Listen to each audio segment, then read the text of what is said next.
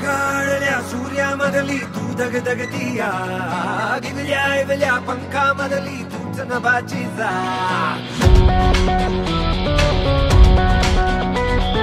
ढगाळल्या सूर्यामधली तू धगधगतीया, दिवल्या ऐवल्या पंखामधली तूच नभाची जा. बरसणारा तूच राग मला, भरारी तू भारी तूच तेज तर्रा. तुफानी तू वादळापणी मर्दानी विरागना, आज कशाची यातना तुला भीती कसली सांगना. अंधारातल्या शोध वाटा होठाई तुझ्या, ही दुनिया पहा चुके हो पायी तुझ्या, ही दुनिया पहा चुके. 78व्या वसंत व्याख्यानमालेतील 5 पुष्प गुंफून झालेली आहेत. आता 6वं पुष्प गुंफण्यासाठी आपल्याकडे माननीय व्यक्ती आलेले आहेत. मुंबई उच्च न्यायालयाच्या न्यायमूर्ती मृदुलाताई भाटकर. त्यांचा विषय आहे कोर्टाची पायरी आणि नागरिक. चर्चेला सुरुवात करण्या अगोदर, त्यांच्या भाषणाला सुरुवात करण्या अगोदर मंडळाच्या वतीनं आमच्या कार्यकारिणी सदस्य उत्कर्ष तळेकर ह्या त्यांचं पुष्पगुच्छ देऊन स्वागत करतील.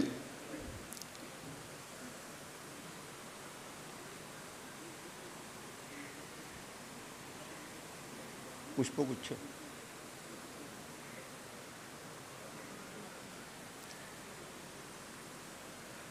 मंडळाचे कार्यकारिणी सदस्य ॲडव्होकेट दीपक साडविलकर हे स्मृतिचिन्ह देऊन त्यांचा सन्मान करतील.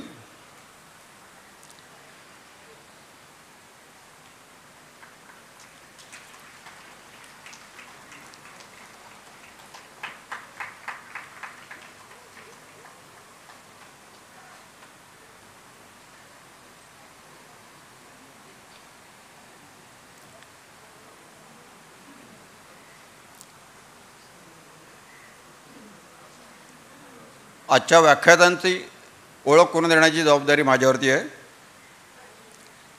सावित्रीबाई फुले शिक्षण संस्था पुणे या संस्थेत त्यांची शैक्षणिक कारकीर्द बहरली. इंग्लंडमधील वॉरिक विद्यापीठात जेंडर अँड लॉ हा अभ्यासक्रम त्यांनी पूर्ण केला. 11 वर्ष पुणे कोर्टात त्यांनी वकील केली. 16 वर्ष मुंबई सिटी सिव्हिल कोर्ट इथे त्यांनी वकिली केली.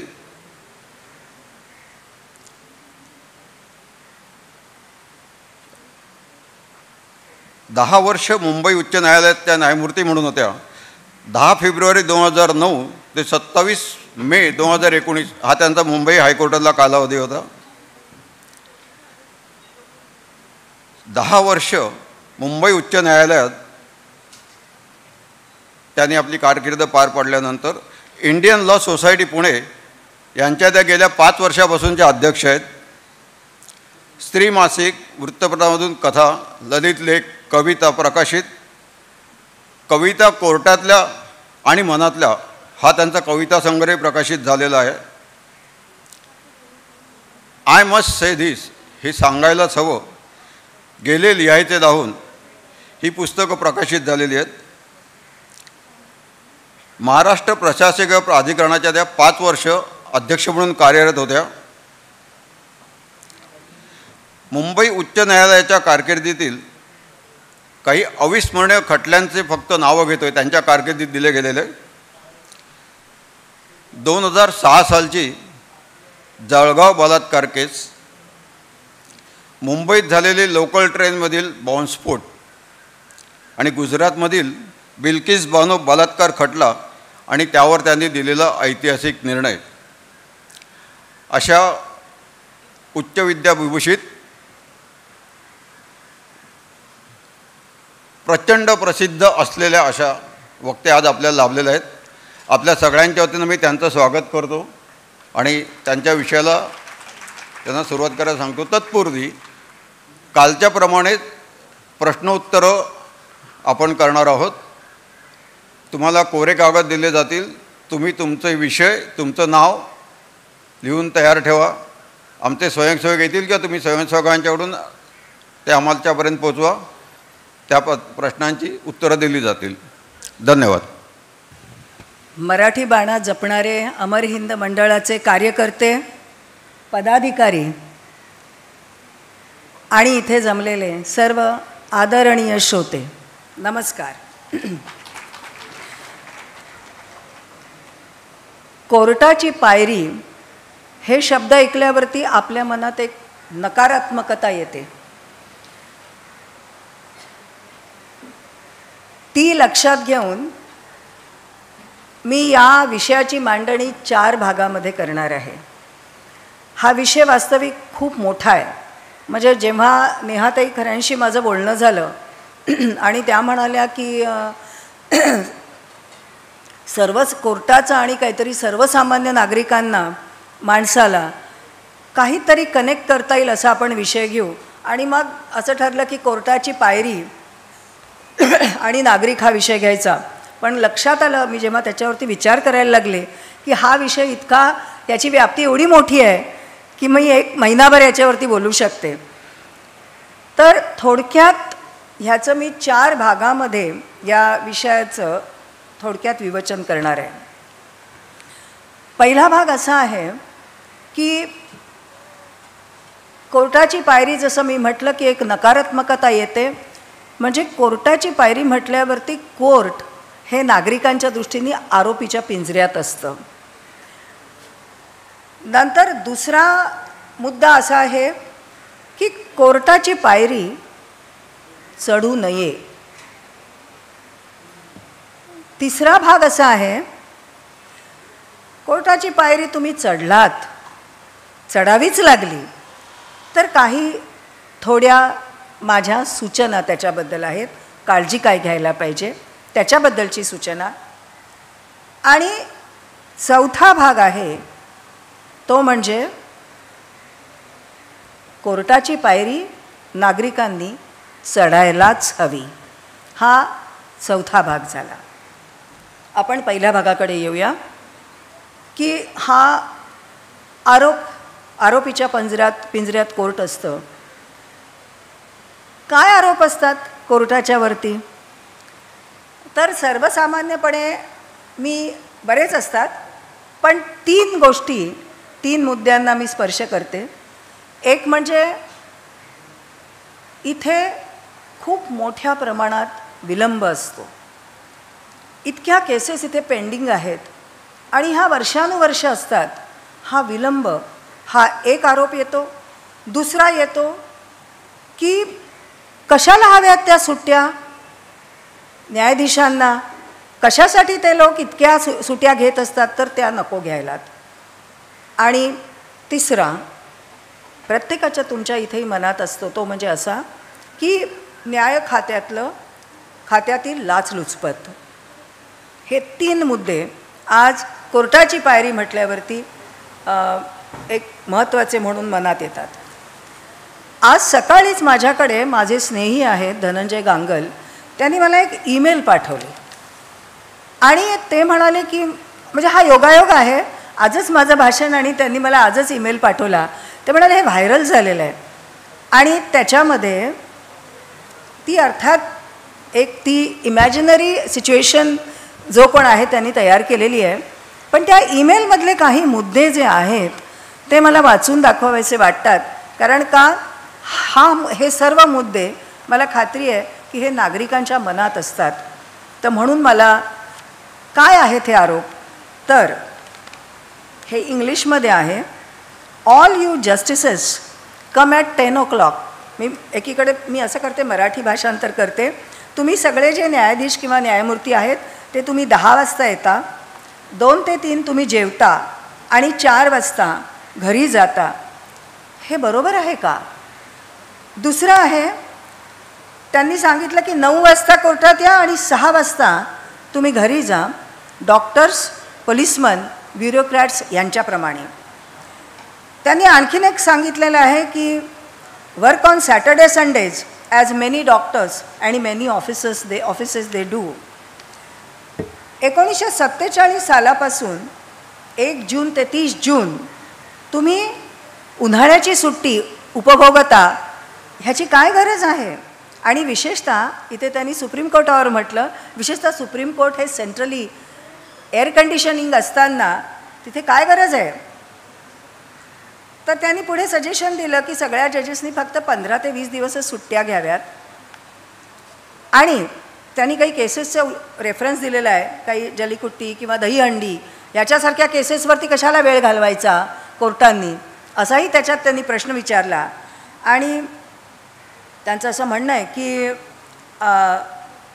तुम्हाला you get crores of salary and facilities from taxpayers but zero accountability to public.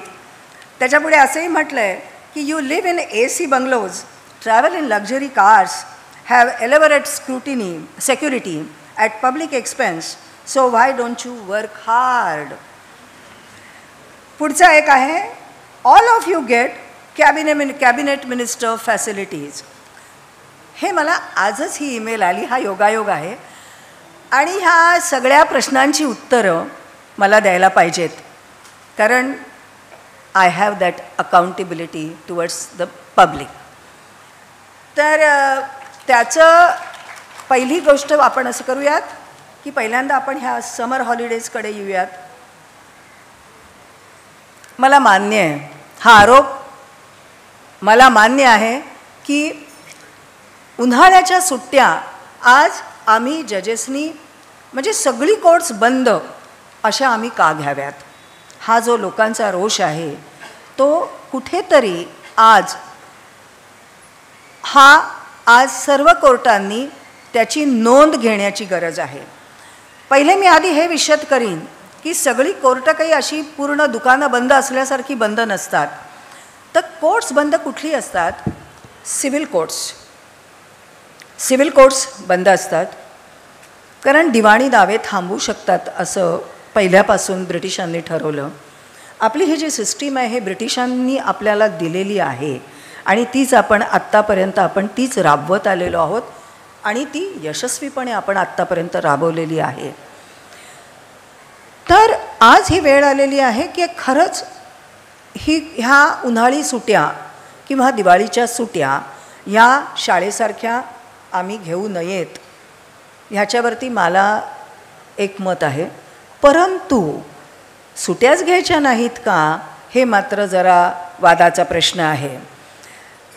ह्या सुट्टी घ्याव्या लागतात याला कारण न्यायालयाला करावं लागणारं काम, ह्या कामामध्ये ज्याला आपण कॉन्सन्ट्रेशन म्हणतो, एकाग्रता, त्या एकाग्रतेची पातळी आणि ऐकण्यातलं अवधान, सावधपणा याची जी पातळी असते ती इतक्यावरच्या दर्जाची असते. म्हणजे तिथली तो व्यवसाय आहे किंवा ती जी जागा आहे त्याची गरज आहे. म्हणजे जवळजवळ मी अगदी खरं सांगू का, 12वीचे 2 पेपर्स रोज प्रत्येक मनापासून काम करणारा न्यायाधीश लिहित असतो. इतक्या वरच्या पातळीचं आज ग्रहणशक्ती, आकलनशक्ती आणि तितकंच एकाग्रता ही त्या खुर्चीची गरज आहे. मेंदू थकतो, आपलं काही मेंदू हा रोबो नाही आहे, त्यामुळे मेंदू थकतो आणि जेव्हा मेंदू थकतो तेव्हा त्याला विश्रांतीची गरज आहे. त्यामुळे उन्हाळ्याच्या सुट्ट्या ज्याला आपण म्हणतो ना फ्लेक्झी हॉलिडेज, अशा घ्याव्यात. आणि अशा पद्धतीचं खरं तर वरून सगळी सुप्रीम कोर्टापासून ती सूत्र हलायला हवीत. म्हणजे त्यांनी वकिलांना, त्यांनी न्यायाधीशांना, न्यायमूर्तींना त्यांनी त्यांचा ऑप्शन विचारायला हवा की तुम्हाला उन्हाळ्यात काम करायला आवडेल का किंवा तुम्हाला मग दिवाळीत काम करायला आवडेल का, की जेणेकरून ती ज्याला आपण एक लवचिकपणा ह्या सुट्ट्यांमध्ये आपल्याला आणता येईल. अर्जंट हिअरिंग ज्याला आपण म्हणतो, त्या अर्जंट हिअरिंगसाठी कोर्ट्स सिव्हिल म्हणजे दिवाणी स्वरूपाचं काम आणि फौजदारी स्वरूपाचं काम यासाठी आज सगळी कोर्ट्स चालूच असतात. म्हणजे त्याच्या ठिकाणी 1 किंवा 2 कोर्ट्स, न्यायाधीश किंवा न्यायमूर्ती हायकोर्टातले किंवा सुप्रीम कोर्टातले किंवा डिस्ट्रिक्ट कोर्टातले हे कायम असतात. आणि डिस्ट्रिक्ट ज्युडिशरीमधली जिल्हा न्यायालयातली सर्व प्रकारची फौजदारी कोर्ट ही उन्हाळ्याच्या सुट्टीत, दिवाळीच्या सुट्टीत ही सतत चालत असतात.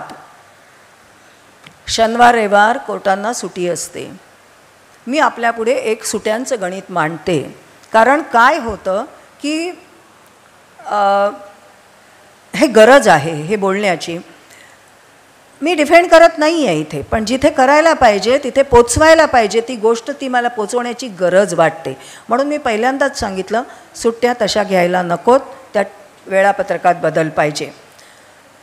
शनिवारी जेव्हा जी सुट्टी असते किंवा रविवारची 2 दिवसांची सुट्टी, त्याच्यापैकी एक पूर्ण दिवस सगळे जजेस हे काम करतात. त्यांची खूप सारी निकालपत्र असतात, त्याचं त्यांना तिथल्या स्टेनोग्राफरला डिक्टेशन देणं हे महत्त्वाचं असतं आणि ती खूप सारी कामं शनिवारी केली जातात. त्यामुळे 10ला कुठलाही न्यायाधीश येतो आणि तो 4ला जातो हा गैरसमज आहे. सकाळी काम त्या न्यायाधीशांचं खूप लवकर सुरू होतं, कारण केसेस वाचाव्या लागतात. ज्याला आपण गृहपाठ म्हणतो, तो गृहपाठ केल्याशिवाय कोर्टामध्ये न्यायाधीश बसू शकत नाहीत. कारण मोठमोठे वकील लोक येऊन त्याच्यामध्ये युक्तिवाद करत असतात. त्या सगळ्यांना जर का त्यांच्या केसेस समजून घ्यायच्या आणि त्यांना प्रश्न विचारायचे, त्याचं आकलन व्हायचं म्हटलं तर हा गृहपाठ फार गरजेचा असतो. साधारणपणे 1 ते 2 तास कुठलाही न्यायाधीश हा सकाळी गृहपाठ करतो. कोर्टात ते येतात म्हणजे 9:30ला येणारे न्यायाधीश आहेत, न्यायमूर्ती आहेत. 1 तास डिक्टेशन द्यावं लागतं. 11 वाजता किंवा 10, 10:30ला डायस घ्यावं लागतं. 3 तास काम, मधली सुट्टी, परत 2 तास काम असतं. आणि आपल्याला लक्षात येईल खूप सारे न्यायाधीश कोर्ट्स आजकाल की 4ला कोणीच उठू शकत नाही, हे 5:30, 5:30, 6पर्यंत काम करत असतात. आणि नंतर जरी 5ला ते रिटायर झाले डायसवरून, तरी त्यानंतर संध्याकाळी खूप काम करावं लागतं. आणि ते म्हणजे तुम्हाला जे काही ऐकलेली असतात तिथे निकालपत्रचं डिक्टेशन आणि ऐकलेलं जी ग्रहण केलेलं असतं त्याच्याबद्दलच्या नोट्स काढणं. 7-8 वाजतात, घरी जायला 7 वाजतात. तर मला एवढं एक वाटतं की आपण ही गोष्ट लक्षात घ्या. हा सुट्ट्यांचा मात्र हा विचार झाला. आता दुसरा आपण मुद्दा येऊ विलंब. विलंब आहेच. मी तुम्हाला एका खटल्याचं उदाहरण देते आणि ते काही मी आनंदाने देत नाही आहे. तो खटला म्हणजे बेहरामपूर बँक. हा एक बेहरामपूर बँक याचा हा जो खटला होता तो 1951 साली दाखल केला गेला. किती? 1951. आणि तो खटला संपला कधी? म्हणजे ती लिक्विडेशनची केस होती. त्याच्यामध्ये ती बँक लिक्विडेशनमध्ये गेली होती आणि तो खटला कधी संपला? मला हे सांगताना अजिबात आनंद होत नाही, अतिशय वाईट वाटतं. तो 22 साली संपला. 71 वर्ष या खटल्याला लागली. अनेक कारणं असतील त्याच्यासाठी, पण हा लॉंगेस्ट ट्रायल आहे भारतातली आज, लॉंगेस्ट, की जी खूप वेळ थांबली राहिली आणि शेवटी निकाली झाली. खरं तर ते 2006लाही निकाली झालं होतं, पण काही कारणामुळे ते अडकून पडलं आणि मग शेवटी तो 22मध्ये निकाली झाला. किती खटले असतील आज भारतात? आपल्याकडे आज 4 कोटी 51 लाख आणि काही हजार असे खटले आहेत. 4 कोटी. कधी होते हे? 31 डिसेंबर 24ला हे खटले होते. ठीक आहे. त्याच्यानंतर आता आपल्याकडे न्यायाधीश किती आहेत? आपण जरा संख्या बघून टाकू. 4 कोटी 51 लाख जर आज आपल्या इकडचे पेंडन्सी आहे कोर्टांमधली, म्हणजे ह्याच्यामध्ये फक्त मी जिल्हा न्यायालय, तालुका न्यायालय, उच्च न्यायालय आणि सुप्रीम कोर्ट इथली मी पेंडन्सी आपल्याला सांगते. म्हणजे ट्रायब्युनल्सकडे वगैरे असणारी खटले हे मी सांगतच नाही आहे. तर आज आपल्याकडे 25 सुप्रीम कोर्टाचे न्यायमूर्ती, 1100 म्हणजे 11,500 असे आज आपल्याकडे जे आहेत ते हायकोर्टातले न्यायाधीश आहेत, न्यायमूर्ती आहेत. आणि 25,000 काहीतरी 500 असे आपल्याकडे सबंध भारतात डिस्ट्रिक्ट कोर्टातले आहेत. म्हणजे आकडा काही 27,000च्या पुढे जात नाही, अगदी फारच धरला तर. म्हणजे 27,000 जे न्यायाधीश आहेत किंवा आणि न्यायमूर्ती, म्हणजे हायकोर्ट आणि सुप्रीम कोर्टातल्या जी कॉन्स्टिट्युशनल अथॉरिटी असते त्यांना न्यायमूर्ती म्हणतात, कारण ते कायदा देतात. म्हणजे कायदा ज्याला आपण पार्लमेंट म्हणतो ते करतात. कायदेमंडळ असतं आपलं, विधिमंडळ असतं. पण ज्या ठिकाणी कायद्यामध्ये ज्याला आपण एक करड्या म्हणजे ग्रे लाईन्स असतात, जिथे गरज असते तिथे त्याच्याबद्दलचं स्पष्टीकरण देणं, इंटरप्रिटेशन करून आज उच्च न्यायालय आणि सर्वोच्च न्यायालय या ठिकाणी कायदे जे न्यायाधीश देतात त्यांना आपण न्यायमूर्ती म्हणतो. आणि बाकी न्यायाधीश असा तो फरक आहे. म्हणून तुम्हाला वाटेल मी असे वेगवेगळे शब्द का सारखी वापरते म्हणून. तर हे 27,000 आणि काय न्यायाधीश हे 4,51,00,000 आपले खटले आज चालवणार आहेत. हा एक रेशो तुम्ही लक्षात घ्या. मी फक्त आकडे फेकत नाही आहे, मी वस्तुस्थिती आपल्यापुढे सांगते. मग विलंब का होतो? म्हणजे मी ना हा विलंब होणं ही काही आजचीच गोष्ट नाही आहे. हा खूप प्राचीन काळापासून आलेला आणि चाललेला हा एक प्रश्न आहे. मी का म्हणते? कारण आधी एवढा वेळ लागत नसे, पण आता लागतो आहे. मी मध्यंतरी PV काणे म्हणजे भारतरत्न PV काणे, महाराष्ट्रातला म्हणजे पहिलं भारतरत्न महाराष्ट्रातल्या माणसाला मिळालं ते PV काणे, त्यांना मिळालं. आणि त्यांनी धर्मशास्त्र हा अतिशय उत्तम ग्रंथ लिहिलेला आहे. त्याच्यात कात्यायन स्मृती, या कात्यायन स्मृतीमध्ये मला एक श्लोक त्यांनी आहे मला आढळला. तो असा संस्कृत आहे, न कालहरणम कार्य राज्ञा, न कालहरणम कार्यम राज्ञा साक्षी प्रभाषणे, साक्षी प्रभाषणे महान दोषो भवेत काला धर्म व्यावृत्ती लक्षणम. याचा अर्थ असा की हे राजा तू पुरावे आणि साक्षी नोंदवण्यामध्ये विलंब करू नकोस. जर तू केलास तर त्या ठिकाणी हा जो न्याय आहे हा न्याय पूर्ण झाकोळला जाईल. म्हणजे त्यावेळेसुद्धा न्याय हा विलंब होऊ नये आणि तो लवकरात लवकर न्याय दिला जावा, ही आपल्याकडे आधीपासून स्मृतीपासून ची काळजी घेतलेली आहे आणि त्याचा कॉग्निझन्स त्यावेळेस घेतलेला आहे. तर हा जो विलंब होतो, आता मी त्याच्या कारणांकडे येते. त्याची कारणं अनेक आहेत. म्हणजे जजेसची संख्या वाढवा, कमी आहे, तिथे काहीतरी जबरदस्त काहीतरी इंटरनेट बसवा, ई कोर्ट करा वगैरे वगैरे वगैरे खूप आहेत. पण मला 2 महत्त्वाचे खरी कारणं मला वाटतात ती मी सांगते. एक म्हणजे असं, आपली प्रचंड लोकसंख्या. आपली लोकसंख्या हे आपल्याकडे असणाऱ्या सतत असणाऱ्या कायद्याचं हे मूळ आहे एक. आणि कारण आपल्याकडे 143 कोटी लोक आहोत आज आपण, 143 कोटी. त्यामुळे खटले किती आहे? 4,51,00,000 आणि न्यायाधीश 27,000. तर ही जी प्रचंड लोकसंख्या आहे त्या लोकसंख्येमुळे होतं काय सांगते. प्रत्येक जजच्या बोर्डावर, त्याचा जो बोर्ड असतो कोर्टातला, त्याच्यावरती 50, 60, 70, 80, 90, 100, 150 सुद्धा मॅटर्स असतात. 5 तासामध्ये किंवा 6 तासामध्ये आज ही सगळी मॅटर्स डिसाईड होऊ शकतात का? हे अशक्य आहे.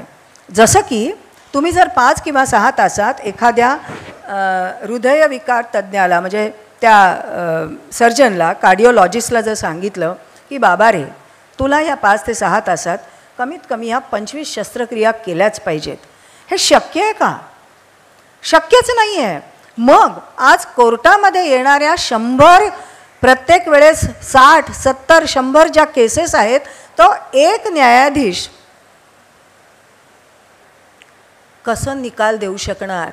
आणि निकाल द्यायचा म्हणजे केसेस वाचायला लागतात, आर्ग्युमेंट्स ऐकायला लागतात. आणि नुसतं तसं ही चक्की नाही आहे की धान्य टाकलं आणि पीठ बाहेर पडलं. त्याच्यावर एक सर्वात मोठी गोष्ट करावी लागते न्यायाधीशांना, आणि ती म्हणजे विचार. कुठलाही निर्णय घ्यायचा तर विचार करावा लागतो. एक छोटीशी गोष्ट सांगते. एका शेतकऱ्यांनी आपल्या जो मजूर होता त्याला असं सांगितलं की ते एक झाड आहे ना ते तोडून टाक. तो म्हणाला हो जातो. त्यांनी तोडून टाकलं ते झाड. मग त्यांनी सांगितलं आता ते हे एवढं नाही आहे. त्यांनी ते साधारणपणे पटकन एक अर्ध्या तासात ते तोडून आणलं. मग सांगितलं त्याचे तुकडे कर, असे मोठे मोठे लॉक्स कर. तेही त्यांनी तासाभरात केले. मग तो त्याला असं वाटलं त्या शेतकऱ्याला, त्या मालकाला, की आपण एक फार अवजड काम ह्या आपल्या मजुराला दिलेलं आहे. तर हे अवजड काम देण्याच्या ऐवजी आता आपण त्याला थोडंसं हे कमी मेहनतीचं काम देऊ जिथे तो स्वस्थपणे काम करेल. मग त्यांनी सांगितलं की आपल्या तिथे त्या खोलीमध्ये खूप सारी सफरचंद ठेवलेली आहेत. तर ती खूप सारी जी सफरचंद आहेत त्याच्यातली पिकलेली, अर्धवट पिकलेली, बिन पिकलेली आणि चांगली आणि काही रॉटन झालेली असे तू ढीग करून ठेव. अर्धा तास झाला, 1 तास झाला, 2 तास झाले. तेव्हा शेतकऱ्याला वाटलं की हा माणूस नक्की आपला मजूर आता थकून झोपला आहे. 3 तास झाल्यानंतर मात्र तो तिथून उठला आणि त्या खोलीत गेला. त्यांनी काय पाहिलं तर तो जो मजूर होता ना तो डोक्याला हात लावून बसला होता आणि त्याच्यापुढे सगळी सफरचंद वेडी वाकडी त्याच्यात पडलेली होती आणि असे काहीतरी अर्धवट 2-4 याचे ढीग पडले होते. तर त्याने विचारलं की हे तू काय आहे, तुला एवढं मी सोपं काम सांगितलं. तर तो म्हणाला हे सर्वात कठीण काम होतं आणि त्याचा मला आता त्रास होतो आहे. मला 2 झाडं तोडायला सांगितली तरी चालेल, पण हा निर्णय मी कसा घ्यायचा की हे चांगलं आणि हे वाईट, हा मी निर्णय नाही घेऊ शकत. उदाहरण एवढंच आहे ह्याच्यासाठी की निर्णय प्रक्रिया जी आहे ना ती अत्यंत कठीण असते. म्हणजे खूपदा तुमच्या लक्षात येईल की आपल्या आयुष्याचा निर्णय घेताना आपल्याला खूप त्रास होतो, कठीण वाटतं. इथे तर आम्हाला दुसऱ्यांच्या आयुष्याचा निर्णय घ्यायचा असतो आणि जेव्हा दुसऱ्यांच्या आयुष्याचा निर्णय घ्यायचा असतो तेव्हा ती जबाबदारी जी असते ती खूप मोठी असते की आपण हा निर्णय घेऊन आपण दुसऱ्यांच्या आयुष्याचं नुकसान तर करत नाही ना, ही फार मोठी जबाबदारी त्यावेळेस असते. मी लोकसंख्येबद्दल ह्याच्यासाठी बोलले की ही जी प्रचंड मोठी लोकसंख्या आहे म्हणजे आता साधं आहे. मग त्यामुळे हे जे बोर्डवरती जी प्रकरणं असतात तो न्यायाधीश काय करतो, त्याला असं वाटतं एवढे सगळे लोक आलेत माझ्या कोर्टामध्ये, 40 लोक आलेत, मी तर फक्त आता 3च खरं तर मॅटर्स घेऊ शकतो आणि संपवू शकतो. पण ही 3 मॅटर्स माझी आज दिवसभर चालणार आहेत. मग तो स्वतःलाच म्हणतो मग काय 3 मॅटर्स चालणार तर सगळे 37 लोक परत जाणार. मग तो असा एक विचार करतो नको, त्यापेक्षा प्रत्येकाचं थोडं थोडं ऐकून घेऊ म्हणजे प्रत्येकाला समाधान वाटेल. म्हणजे ही एक काम करण्याची पद्धत सांगते. काही ठिकाणी अशी होते आणि मग शेवटी असं होतं की ठीक आहे प्रत्येकाचं थोडं थोडं थोडं ऐकून व शेवटी तो बोर्ड डिस्चार्ज होतो आणि प्रत्येकाला तारीख मिळते. जसं की म्हणजे कोणालाच नक्की काही मिळत नाही पण सगळ्यांना थोडं थोडं मिळतं. जसं की एखादा समजा 1/2 किलो तांदूळ आहे आणि त्याचा भात मला करायला सांगितला, पण आज माझ्याकडे 6 माणसं जेवायला आली आहेत. मी आपलं बाई असल्यामुळे किचनमधलं उदाहरण मला सोयीचं वाटतं. तर मी एक 1/2 किलो तांदूळाचा भात केला. मला माहिती की तो त्याच्यात 2 माणसं पोट भरेल व्यवस्थित, पण 6 माणसं माझ्यासमोर आहेत. मग मी काय करेन, मी प्रत्येकाला थोडा थोडा थोडा थोडा देईन, पण त्याच्यात कोणाचंच पोट भरणार नाही. कारण माणसं जास्त झाली की त्या ठिकाणी तुम्हाला न्यायाची प्रक्रिया पूर्ण मंदावते. हाच आज आपल्या पॉप्युलेशन आणि कोर्ट ह्याच्यामधला अत्यंत व्यस्त प्रमाण असलेला हा आज व्यस्त प्रमाण आहे. हा त्याच्यामध्ये सर्वात महत्त्वाचा मुद्दा येतो. आपण दुसरा मला एक मुद्दा येतो तो म्हणजे असा की ते म्हणजे नीतिमत्ता. नीतिमत्तेबद्दल मला बोलावंसं वाटतं. याला कारण आज आपली वैयक्तिक, सामाजिक, राजकीय, धार्मिक या सगळ्याच पातळ्यांवरची नीतिमत्ता आपली खालावलेली आहे. मी अतिशय जबाबदारीने हे सांगते, कारण मी तुम्हाला उदाहरण दाखवते. आपण वैयक्तिक पातळीवरती बोलायचं झालं तर आपण पूर्वी आपल्या जे वयस्कर घरातले आईवडील आहेत त्यांच्याकडे लक्ष दिलं जात असे. ते सिनियर सिटिझन्स त्यांच्याकडे घरात बघितलं जात असे. काय झालं? काहीतरी गडबड झाली आपल्या सगळ्या समाजात आणि मग शेवटी 2008मध्ये आज maintenance and welfare of senior citizens, welfare of parents and senior citizens हा कायदा आला. आज भारतासारख्या देशात की जी आपली संस्कृती आहे, की जिथे आपण वृद्धांचं, आज आईवडिलांचं आणि हे आज आपण त्यांच्याकडे नीट बघायला पाहिजे, आपल्याला कायदा यावा लागतो. तर हा कायदा 2008ला आला. इथे आपली वैयक्तिक नीतिमत्ता कुठे गेली हा प्रश्न आपण विचारायचा आहे. आज मी सिटी कोर्टामध्ये असताना जेव्हा डिस्ट्रिक्ट जज म्हणून काम करत असे त्यावेळेस दावे यायचे. कसले दावे होते ते? तर वृद्ध आईवडिलांनी दाखल केलेले की आमची मुलगी आणि आमचा मुलगा हे आम्हाला छळतात, घर नावावरती करून घेण्यासाठी धडपड आहे, तर आम्हाला प्रोटेक्शन द्या. हे आज यावं लागतं आहे नागरिकांना. ह्यानी काय होत आहे तर केसेस वाढतात. दुसरा मुद्दा देतेस, आणखीन एक नीतिमत्तेचं उदाहरण देते. 138 सेक्शन निगोशिएबल इन्स्ट्रुमेंट ॲक्ट खाली, म्हणजे जो निगोशिएबल इन्स्ट्रुमेंट म्हणजे डिमांड ड्राफ्ट्स किंवा चेक्स वगैरे यांच्या संदर्भातला जो कायदा आहे तो 1881चा होता. ब्रिटिशांनी केलेला कायदा होता. त्याला एक आपलं जे चेक्स असतात त्याला ते आपल्या देशाचं एक क्रेडिट असतं, त्याला आपल्या अर्थव्यवस्थेचं एक वजन असतं. तर हा जो निगोशिएबल इन्स्ट्रुमेंट त्याला म्हणतात, तर हे निगोशिएबल इन्स्ट्रुमेंटचा ॲक्ट 1881 साली आणि 1988 मध्ये काय झालं, एक आपण त्याच्यामध्ये सेक्शन घातला. आणि तो सेक्शन कसला होता बरं? तर त्या सेक्शनचं नाव आहे त्याला म्हणतात सेक्शन 138 ऑफ NI ॲक्ट असं आम्ही म्हणतो त्याला. तर हा 138 काय आहे बरं? हा 138 ॲक्ट हा म्हणजे आता सांगते, पूर्वी ना आपण कर्ज घ्यायला नको असं म्हणत असू. कर्ज नको म्हणजे ऋण काढून सण साजरे करू नये वगैरे असं फार पूर्वी आपण ऐकलेलं आहे. तर कारण हे आता सगळं जुनं झालं आणि आता आपण कर्ज जितकं आहे तितकं, म्हणजे आजकाल तर नवीन मुलाचे पटपट सांगतात की माझा सिबिल स्कोअर हाय वगैरे वगैरे वगैरे. तर कर्ज काढायचं, पण कर्ज काढल्यानंतर ते फेडायला पाहिजे, ते बँकांमध्ये जाऊन फेडलं पाहिजे. हे आपल्याकडे होत नाही.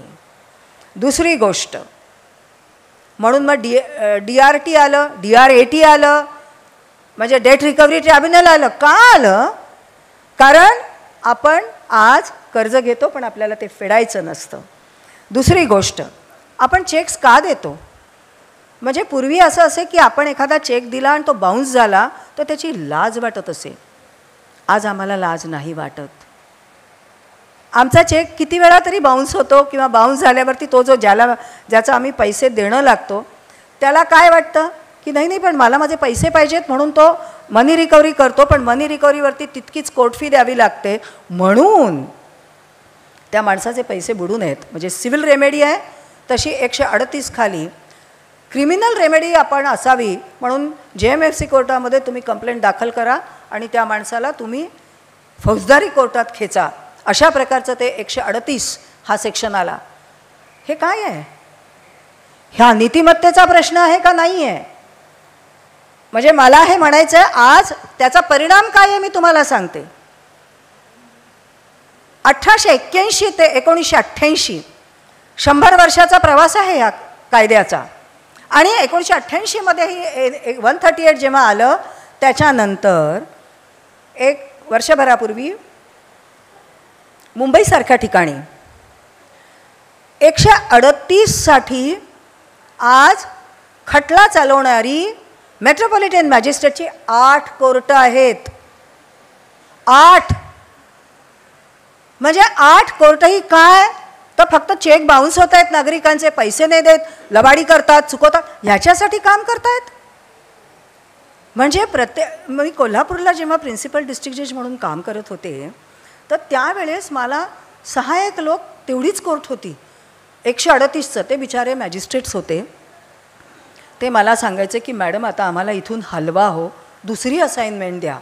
तर मी म्हटलं देते कारण ते म्हणायचे अहो आम्ही ना 3-3 वर्ष हेच करतोय काम, लोकांचे चेक्स बाउन्स होतात आणि ते वटायला हवेत म्हणून आम्ही त्यांना नोटिसा काढतो, त्यांनाही करतो, त्यांच्याकडून पैसे वसुली करतो.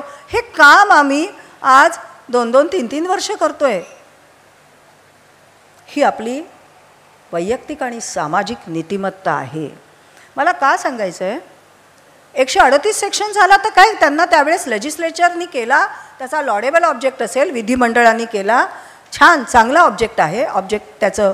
परंतु प्रश्न असा येतो, हा पर्टिक्युलर सेक्शन किंवा अशी एखादी तरतूद कायद्यात केलेली किती लिटिगेशन जनरेट करेल, म्हणजे किती त्याच्यावरती खटले येतील हे विधिमंडळाला पण कायदेमंडळाला पण लक्षात येऊ शकत नाही. इतकी वेगाने आपली नीतिमत्ता इकडे तिकडे होते आहे. हा मला मुद्दा अगदी साध्या 2 उदाहरणांनी मला सांगायचा आहे. किती झाले खटले एवढे मोठे, आणि मग किती पेंडिंग आहेत ते पेंडिंग राहणार. म्हणून मला एक त्याच्यातलं वाक्य असं आपल्यासमोर, आपल्या वसंत व्याख्यानमाला किंवा व्याख्यानमाला शेवटी हे एक विचाराचं असतं. मला I don't want to convince you either or I don't want to convert you by my thoughts. मला फक्त आपल्यासमोर हे सांगायचं आहे आणि माझा एक विचार त्याच्याबद्दलचा मांडायचा आहे, तर आपण तेवढं समजून घ्याल. तर हा असा इथे हा संबंध विलंबाचा हा मुद्दा येतो. तर मी त्यावेळेस जेव्हा रजिस्ट्रार ज्युडिशियल म्हणून काम करत होते बॉम्बे हायकोर्टमध्ये, तेव्हा चीफ जस्टिसनी मला सांगितलं की काहीतरी मार्ग शोधा, हे लवकर काहीतरी प्रकरणं संपतील. तर मी विचार काय केला की खरोखर आता आपण काहीतरी करायला हवं, थोडासा चेंज करूयात. आणि मग मी तिथे अशा इन्स्ट्रक्शन्स दिल्या रजिस्ट्रीतल्या लोकांना की सिनियर सिटिझन्स आहेत ना, त्या सगळ्यांची मॅटर्स पहिले घ्या पुढच्या आठवड्यापासून, आणि बोर्ड बनवा सोमवारचा, आणि त्यावेळेस सगळ्या सिनियर सिटिझन्सची मॅटर्स पहिले. सोमवारी काय झालं, बोर्डवर 60% मॅटर सिनियर सिटिझन्सचीच होती. कारण त्या 60% सिनियर सिटिझन्सची मॅटर्स होती कारण त्यांनी तरुण असताना जे दावे सुरू केले ते होईपर्यंत ते सिनियर सिटिझन झाले, आणि त्याच्यातल्या 60%मधले 10% लोक हे त्यांचे लीगल एअर्स होते, म्हणजे लीगल रिप्रेझेंटेटिव्हज होते, कारण ते सिनियर सिटिझन दुर्दैवाने मृत होते. तर हे आज हा सगळं खटाटोप, हा सगळा त्या विलंब, ह्याला आपण कसा आळा घालता येईल त्याच्यासाठी हा करावा लागतो आहे. तर हा नीतिमत्तेचा जो प्रश्न आहे, हा नीतिमत्तेचा प्रश्न आज फार महत्त्वाचा आहे, आणि ह्या नीतिमत्तेच्या प्रश्नाकडे आपण डावलून चालणार नाही. कारण आपण मॉरॅलिटी म्हटलं ना की आपल्याकडे नाक मुरडलं जातं, नीतिमत्तेवरती म्हटलं की काहीतरी काय बोलताय तुम्ही, जग कुठे चाललं आहे, आणि तुम्ही कुठले नीतिमत्ता, जग कुठेही चाललेलं नाही, नीतिमत्ता तीच आहे, आणि नीतिमत्ता ही आपल्याला पाळावी लागते. आणखीन एक उदाहरण सांगते. मी इंग्लंडला एका काही कामासाठी गेले होते, तेव्हा बर्मिंगहॅमला माझी मीटिंग होती. तर तिथले एक जज होते, तर ते आले होते, आणि म्हणजे ते उशीर, जे जजेसबरोबर आम्ही लंच घेत होतो, एक जज काही नव्हते, माझ्या शेजारची खुर्ची रिकामी होती. मग त्यांनी मला विचारलं, तर मी विचारलं की आपण त्यांच्यासाठी थांबूयात का. ते म्हणाले अजिबात थांबायचं नाही, कारण दॅट जज जे होते ते खूप कॉम्प्लिकेटेड केस चालवत आहेत आणि ते येतील. ते आले आणि ते आले माझ्या शेजारी बसले. तर त्यांनी मला सॉरी म्हटलं, आणि ते म्हणाले अतिशय कॉम्प्लिकेटेड केस आहे आणि किती दिवस चाललेली आहे, व्हेरी लेंथी लिटिगेशन. म्हटलं किती. त्यांनी सांगितलं 6 weeks. It is going on for 6 weeks. म्हटलं अरे बापरे. आणि मग त्यांनी सांगितलं की हे ना जे आहे मी मॅटर चालवतोय ते करप्शनचं आहे. म्हटलं हो. तर म्हणे करप्शनचं मॅटर आज इंग्लंडमध्ये मी चालवतोय आणि त्यामुळे मला 6 आठवडे ते मी चालवतोय. आणि त्यांनी मला अतिशय नम्रपणे काहीतरी आपण चुकीचं विचारतोय अशा त्यांनी मला प्रश्न केला, do you have corruption matters in India? तर मी त्यांना तितकंच नम्रपणे खरं सांगायचं ते म्हणून खरं उत्तर दिलं, हो आमच्याकडे पण आहेत. आणि मी हे 98ची गोष्ट आहे. मी त्यांना हेही सांगितलं की मी आज ज्या कोर्टात काम करते त्या कोर्टात मी जज ऑफ अँटी करप्शन म्हणून काम करते. अँटी करप्शनच्या कायद्याची केसेस ज्या होतात त्याची जज म्हणून मी आहे. आणि माझ्या फाईलवरती आत्ता जवळजवळ 250 मॅटर्स आहेत. तिथे नाही थांबलं. मग पुढेही मी सांगितलं की मुंबईमध्ये अँटी करप्शनची 3 आणि CBIची 3 अशी 6 कोर्ट लाचलुचपतीच्या केसेस आम्ही चालवतो. खूप कसं वाटलं? हा मुद्दा नीतिमत्तेचा येतो. मग मला प्रश्न नेहमी पडतो आणि आजही पडतो, अत्यंत भाबडा प्रश्न आहे पण तो आहे. ब्रिटिश लोकांचं तेच आपल्यासारखे 2 हात 2 पाय 2 डोळे 1 मेंदू असं आहे, तर तिथे करप्शन इतकं कमी का?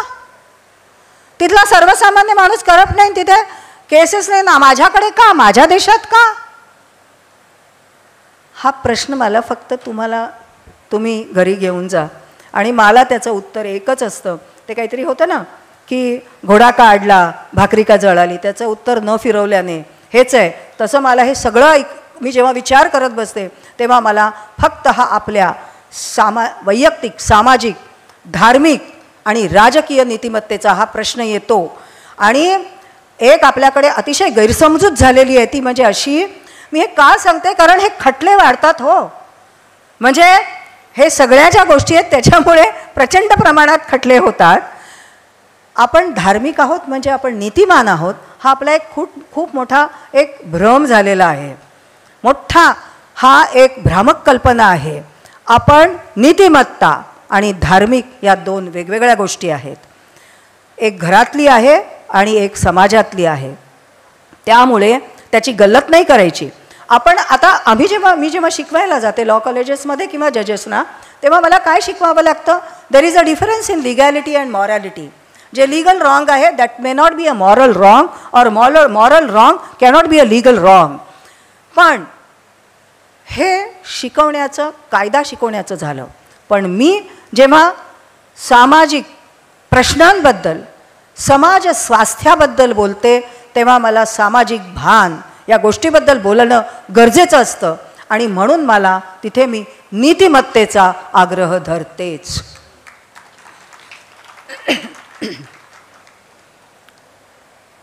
आता हा विलंबाचा मुद्दा झाला. समर हॉलिडेजबद्दल मान्य आहे जो काही आहे ते. आणि दुसरं करप्शन. आता तिसरं करप्शन. आरोपीच्या पिंजऱ्यातले मुद्दे जरा लांबलेत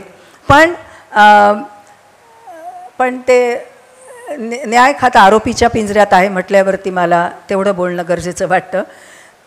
करप्शन.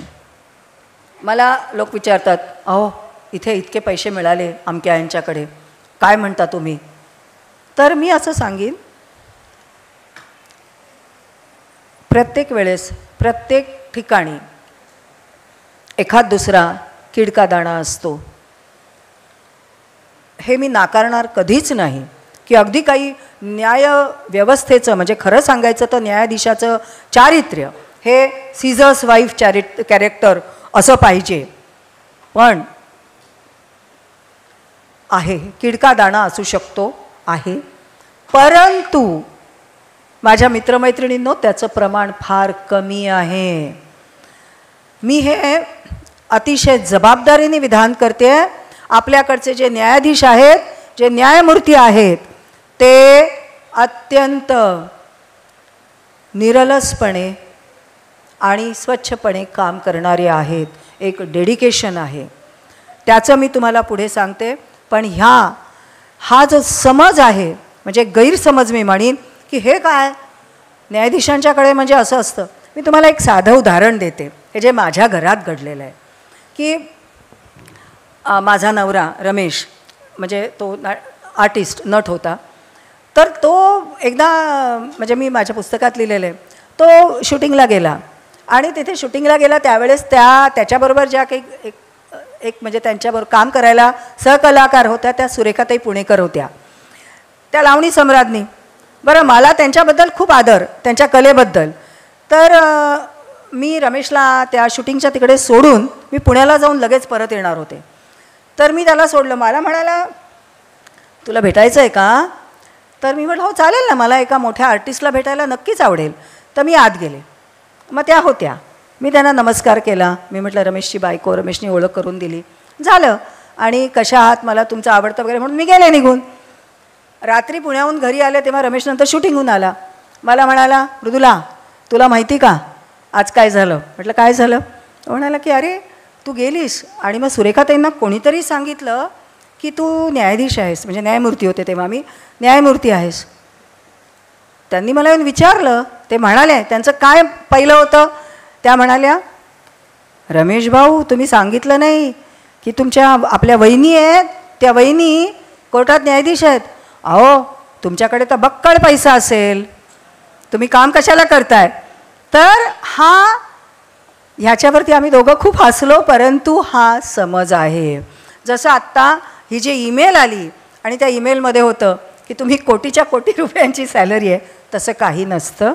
तुम्ही कधीही कुठल्याही नेटवरती जा, तुम्हाला कळेल. आज उच्च न्यायालयाच्या न्यायमूर्तींना 2,25,000 पर मंथ पगार मिळतो, टॅक्सेबल 30% टॅक्स, आणि तो तिथेच कटला जातो. या पलीकडे तो न्यायमूर्ती एक पैसाही बाहेरचा घेऊ शकत नाही आणि त्याला बंदी असते. कुठलाही पैसा आम्ही बाहेरचा घेत नाही. तर हे मला तुम्हाला सांगायचं आहे की या पैशामध्ये काम करणारे, जो पगार येतो त्याच्यात काम करणारे आज अनेक न्यायाधीश आणि न्यायमूर्ती आहेत. ते डेडिकेटेडली काम करतात. फक्त त्यांच्यावरती जे होणारे आरोप आहेत ना, त्या आरोपांचं खंडन त्यांनी करायचं नसतं, करू शकत नाहीत, कारण त्यांनी मीडियाशी बोलू शकत नाहीत. मी बोलू शकते कारण मी तिथून निवृत्त झालेली आहे. आणि मला आज असं वाटतं की हा संवाद कोर्ट, न्याय खातं आणि नागरिक ह्याच्यामध्ये संवाद व्हायला हवा. आणि तो का, त्याचं कारण मी चौथ्या भागात तुम्हाला देते. तर लाचलुचपत ह्याच्यावरती तुम्ही संभ्रमात राहू नका, असं मी आपल्याला नम्रपणे एक विनंती करेन. हा झाला एक पहिला भाग.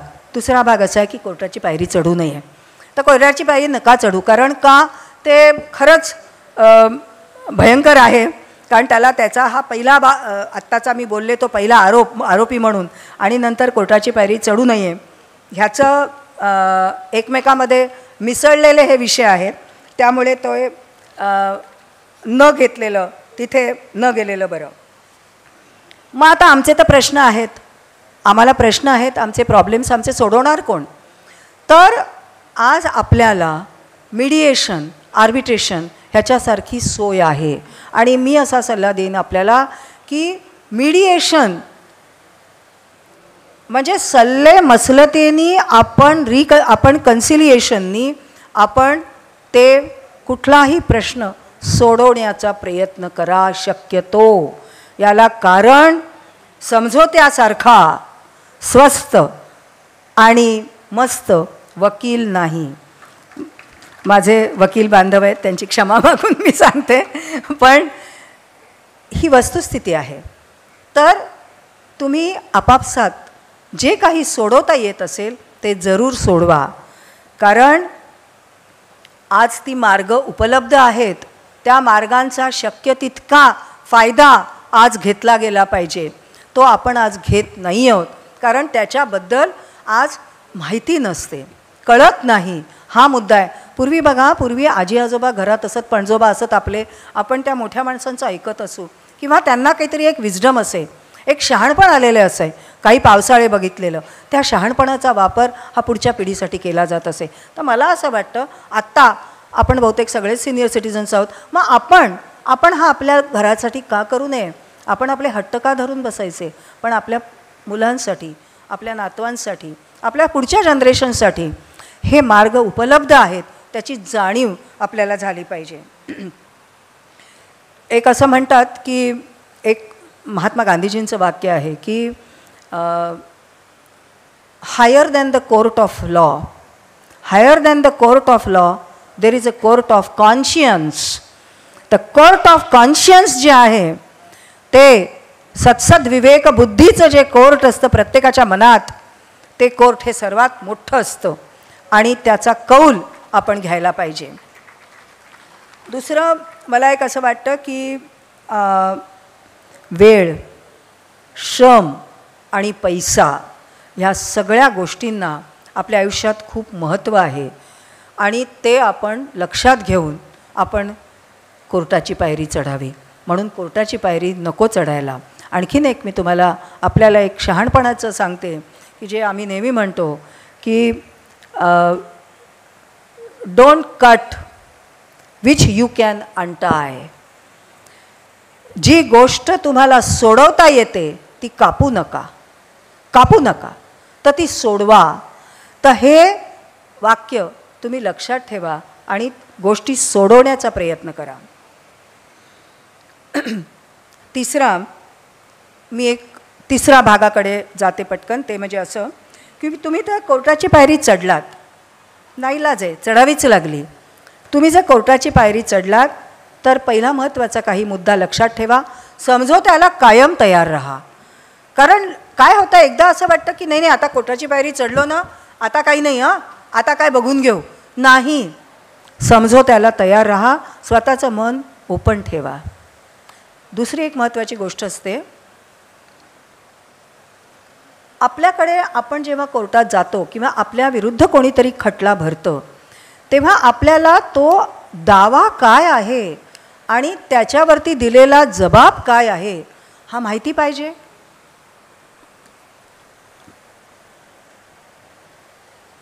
मी दावा वाचणार नाही, जबाब काय मला माहिती नाही, असा अडाणीपणा करून चालणार नाही.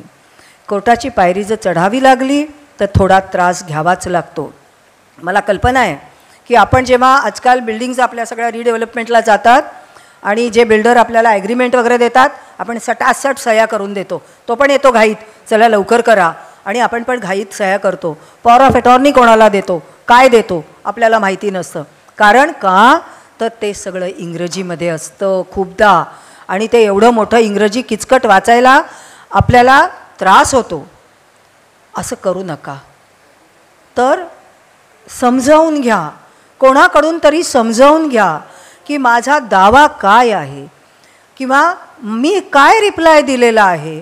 कारण तुम्ही जर कोर्टाची पायरी चढलात तर तुम्हाला त्या बॉक्समध्ये उभं राहावं लागणार आहे. कधीतरी त्या बॉक्समध्ये तुम्हाला येण्याची गरज आहे.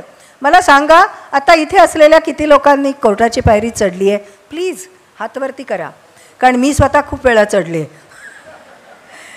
तर म्हणजे आपल्याकडे सगळे अनुभवी लोक आहेत. तर हा जो कोर्टाची पायरी आपण जेव्हा म्हणजे लिटिगंट म्हणून जातो, पक्षकार म्हणून असतो, तेव्हा ह्या आपल्याला काळज्या घ्याव्या लागतात. आपले साक्षीदार कोण आहेत हे आपल्याला माहिती असावं लागतं. आपला कागद जे पत्र आहे तो आपल्याकडे पुरावा असतो. तर तो जो पुरावा आहे ना, तो फार महत्त्वाचा असतो. मी तुम्हाला एक पटकन कागदपत्रांची महत्त्व सांगणारी एक छोटीशी पटकन खटल्यातली गोष्ट सांगते, जी मला केस माझ्यासमोर होती पण ती मला सांगायला नेहमी आवडते. की माझ्यासमोर एक हायकोर्टमध्ये असताना खालच्या कोर्टाच्या ऑर्डरवरती एक बाई आल्या होत्या आणि त्या बाई मुस्लिम होत्या. त्यांनी एका हिंदू माणसाशी लग्न केलं होतं. त्या आल्या तेव्हा 70 वर्षाच्या होत्या. हा खटला 10 वर्षापूर्वीचा होता. तेव्हा त्या 70 वर्षाच्या बाईंनी त्यांनी धर्म बदललेला नव्हता, नवऱ्यानेही धर्म बदललेला नव्हता. त्यांचं लव्ह मॅरेज होतं. तो जो त्यांचा नवरा होता तो कुठेतरी उत्तर प्रदेशातला होता, काहीतरी शर्मा दुबे वगैरे त्याचं नाव होतं. आणि आता काय झालं होतं, त्यांना कोर्टात येण्याचं कारण ते म्हणजे त्यांचे वडील वारले होते. आणि वडील वारल्यामुळे त्यांचा जो धर्माचा कायदा आहे त्याच्याप्रमाणे त्यांना 2 भाऊ होते.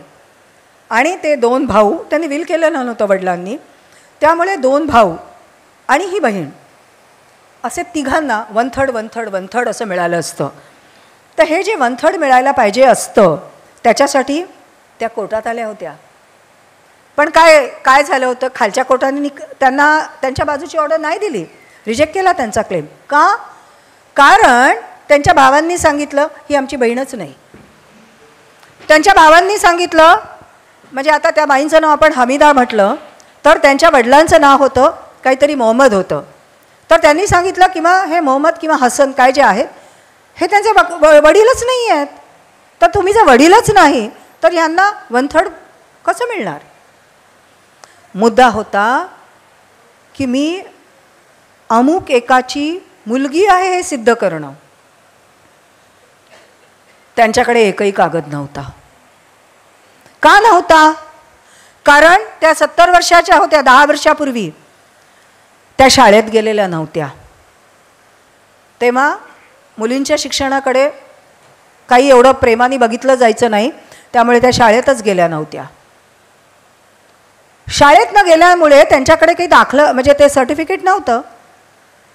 ओके, बरं, आधार कार्ड हे आत्ता निघालेलं आहे. पटकन मला नवीन माझे एक छोट्या स्टुडंटनी सांगितलं, पण मॅडम आधार कार्ड. तेव्हा आधार कार्ड नव्हतं. तर त्यामुळे त्यांच्याकडे पुरावाच नव्हता सांगायला की हे जे हसन जे आहेत ते हमीदाचे म्हणजे माझे वडील होते. काय झालं होतं, का बरं असं झालं. आणि त्यांची जी 2 भावंडं होती त्यांचं जर नाव असेल काहीतरी वेगळं, अलीफ किंवा काय अरीफ असेल नाव, ते अरीफ, अलीफ, हसन हे असं सगळं होतं त्यांचं नाव. यांचं काय झालं होतं, यांचं हमीदा काय अमुक अमुक शर्मा काहीतरी राम शर्मा किंवा दुबे असं नाव होतं. मी ते वाचलं आणि मला असं कुठेतरी वाटलं की ह्या बाई सांगतायत ह्याच्यात तथ्य आहे, त्यांचा क्लेम खरा आहे. पण असं मला वाटलं म्हणून नाही निर्णय देता येत ना कोर्टात. बाप दाखव नाही तर श्राद्ध घाल.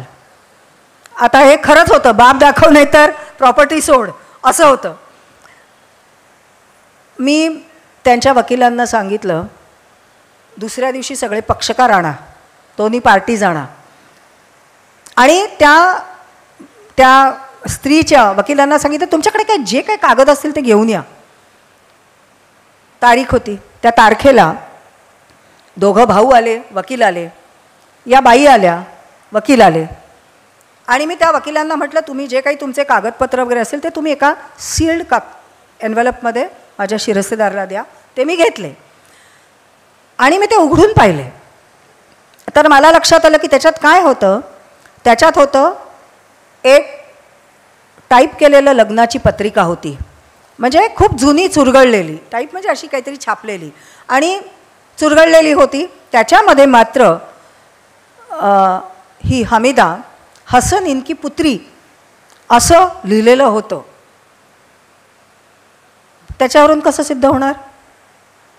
मग काय झालं, त्याच्यातून एक रजिस्टर निघालं, त्याचा एक्स्ट्रॅक्ट होता की अमुक अमुक तारखेला अमुक अमुक ठिकाणी एक स्त्री बाळंत झाली आणि तिला एक मुलगी झाली आणि ती जी स्त्री होती तिच्या नवऱ्याचं नाव काहीतरी हसन वगैरे होतं.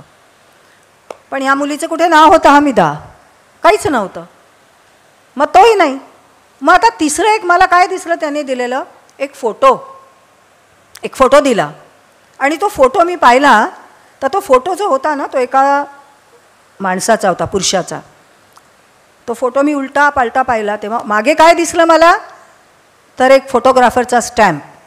आणि तो फोटोग्राफरचा जो शिक्का होता त्या शिक्क्यामध्ये त्या गावचं नाव होतं की ज्या गावामध्ये ते 2 भाऊ राहत होते आणि जिथल्या प्रॉपर्टीमध्ये इमूवेबल प्रॉपर्टीमध्ये तिचा 1/3 हिस्सा मागत होती. मी म्हटलं ठीक आहे. मी माझ्या शिरस्तेदारांना सांगितलं की त्या वकिलांना मागे उभं करा आणि फक्त पार्टीजनी पुढे उभे राहा. मग ते 2 भाऊ पुढे आले, त्या बाई पुढे आल्या. मी काय केलं, मी तो पटकन फोटो होता, तो फोटो मी त्या शिरस्तेदाराकडून त्या भावांना दिला. तो फोटो भावांनी घेतल्यावरती त्याच्यातला एका भावाचा चेहऱ्यावरचा सगळे भाव बदलले आणि तो जवळजवळ म्हणाला अब्बू, जवळजवळ म्हणाला. आणि दुसऱ्या भावानी त्याला अशी एक ढुशी दिली आणि तो म्हणाला हाँ कुछ आदमी का है फोटो, ये तो पिक्चर है और कुछ. मतलब आप पहचानते? नहीं, कुछ पहचान वाला लगता है लेकिन पहचान नहीं सकते, कुछ मालूम नहीं. आणि त्यांनी तो देऊन टाकला. मला एवढं पुरेसं होतं. इथे मला माझ्या कॉन्शियन्सचा कौल मला महत्त्वाचा वाटला. आणि मी तिथे त्यावेळेस जी ऑर्डर केली त्याच्यामध्ये मी लिहिलं की हा कागद आहे ना, तर तिच्याकडे कुठला कागद नाही की तिचा शाळेचा दाखला, तिच्यावरती तिच्या वडिलांचं नाव असलेलं नाही. का असं झालं? कारण ती बाई होती आणि म्हणून तिचं नाव पॅट्रियार्कल सिस्टीममुळे तिच्या नवऱ्याचं झालेलं होतं.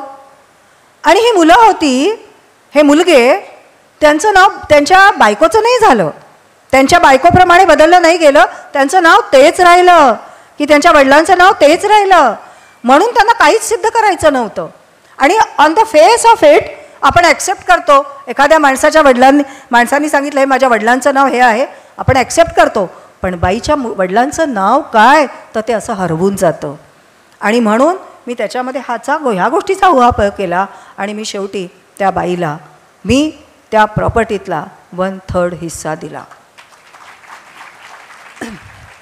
हे मी आपल्याला का सांगितलं इतकं विस्ताराने? मला आपल्या मनावरती एक गोष्ट ठसवायची आहे. कागद, कोर्टात यायचं तर कागद महत्त्वाचा असतो, पुरावा. एक छोटीशी मी कविता तुम्हाला म्हणून दाखवते. माझीच आहे, पण हे सगळं इतकं प्रकार झाल्यावरती मला कविता लिहिली. ती कविता अशी, हे माझं पुस्तक सुदेशनीच प्रकाशित केलेले ग्रंथालीचं, धनश्री आहे ग्रंथाली. कागद आणलाय का, कागद आणलाय का, कागद पाहिलाय का, कागद आणलाय का, कागद पाहिलाय का, कागद लिवलाय का, कागद वाचलाय का, कागद खरा का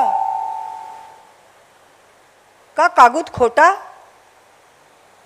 कागदाचं भारूड, कागदाचं भारूड आणि प्रश्नांचं गारूड, कागदाचं भारूड आणि प्रश्नांचं गारूड, एकच खरं बाबा, कोर्ट बी कागद आणि शेवटी न्याय बी कागदच.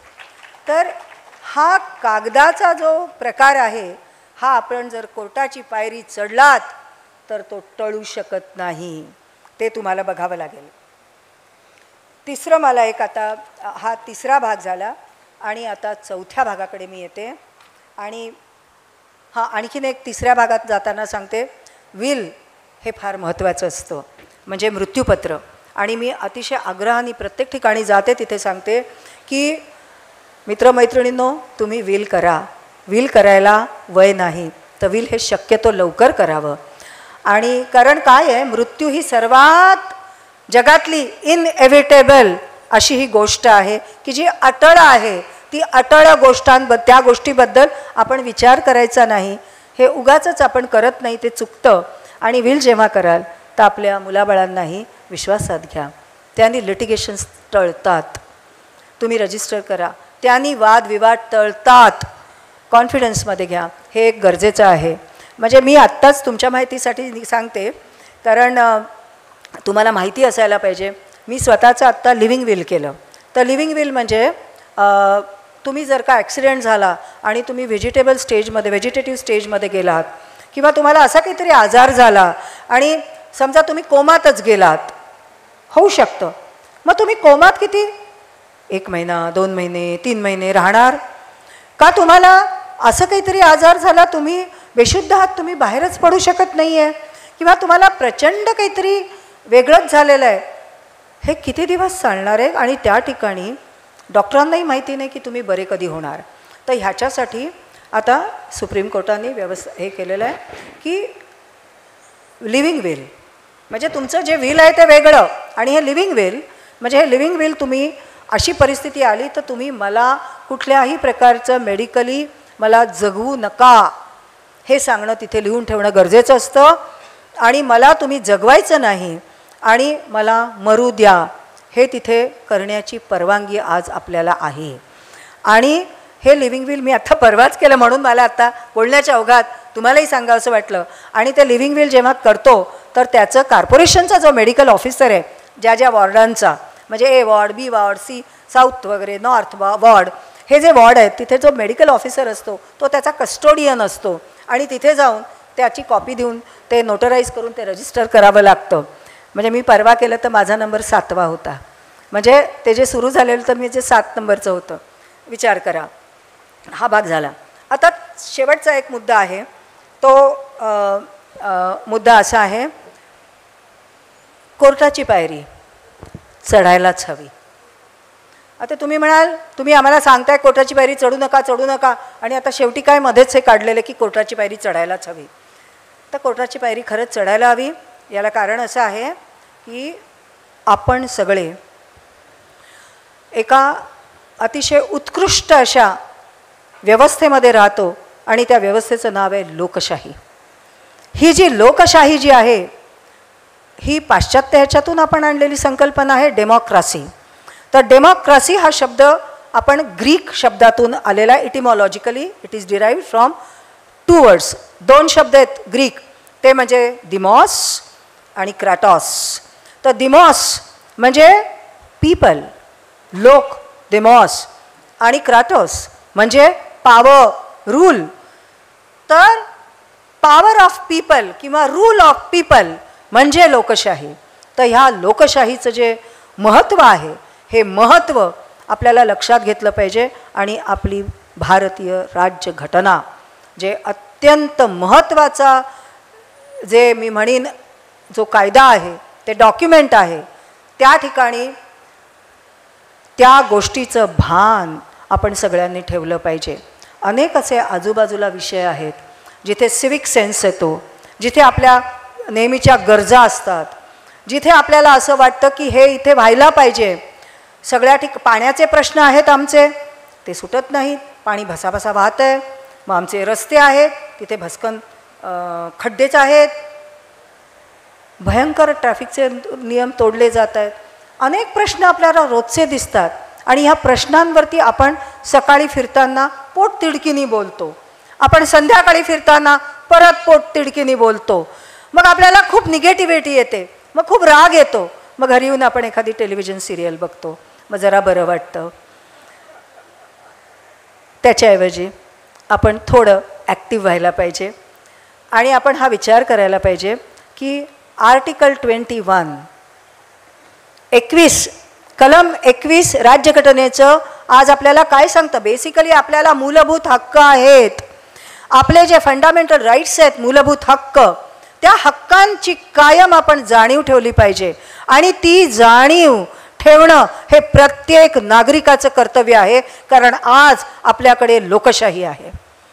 लोकशाही जर जिवंत ठेवायची असेल तर ती फक्त लोकांनीच जिवंत ठेवली जाते. तर आपण ह्या सबंध समाज व्यवस्थेचा या देशाचा आपण एक भाग आहोत. तर ते आपण नागरिक आहोत. म्हणून आपल्याला आज जितके आपले हक्क आहेत मूलभूत हक्क ते आपल्याला काही कर्तव्य आहेतच. आणि म्हणून 21 हे जे कलम आहे याची मला परत जाणीव करून द्यावीशी वाटते. कारण हे जे कलम आहे ते आपल्याला काय सांगतं. जगण्याचा हक्क राईट टू लिव्ह. किती सुंदर कलम आहे. आपल्याला जगण्याचा हक्क दिलेला आहे. आणि कसा जगण्याचा असं काहीतरी किडामुंगीप्रमाणे जगण्याचा नाही हक्क.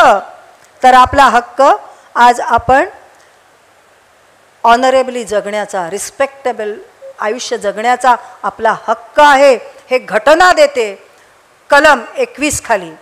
मग आपण तिथे स्वस्थ बसणार का तर नाही. कारण का न्यायव्यवस्थेला काय हवंय मी सांगते तुम्हाला. आज न्यायव्यवस्था म्हणते पीपल्स पार्टिसिपेशन. का आज कुठे खटले होतात काहीतरी मोठ्या घटना घडतात गुन्हे घडतात आज न्यायालयाला साक्षीदार मिळत नाहीत. हो कितीतरी खटले सुटतात गुन्हेगार सुटतात काय फक्त जजेसना वाटतं म्हणून जजेस सोडून देतात? नाही. आपल्याकडे त्यांना काही कोणी पैसे देत नाहीत का ती दबाव वगैरे काही नसतं. मला स्वतःला दबाव कधी आलेला नाही. एकच घटना आहे आणि ती मी माझ्या पुस्तकात लिहिलेली आहे. एकच घटना, बाकी नाही. आणि त्या दबावाला तर बळी पडण्याचा प्रश्नच येत नाही. तर मुद्दा असा येतो की तुम्ही जेव्हा ह्या कोर्टाचा तुम्ही जेव्हा म्हणता की आज हे किती छान सुंदर तुम्हाला ती व्यवस्था आज आपल्याला मिळालेली आहे की जिथे डेमोक्रेसीमध्ये न्यायव्यवस्था आहे. ही न्यायव्यवस्था आपलं रक्षण करते हे लक्षात घ्या. न्यायव्यवस्था ही आपला मित्र आहे हे लक्षात घ्या. म्हणून या ठिकाणी पीपल्स पार्टिसिपेशन, लोकांचा सहभाग.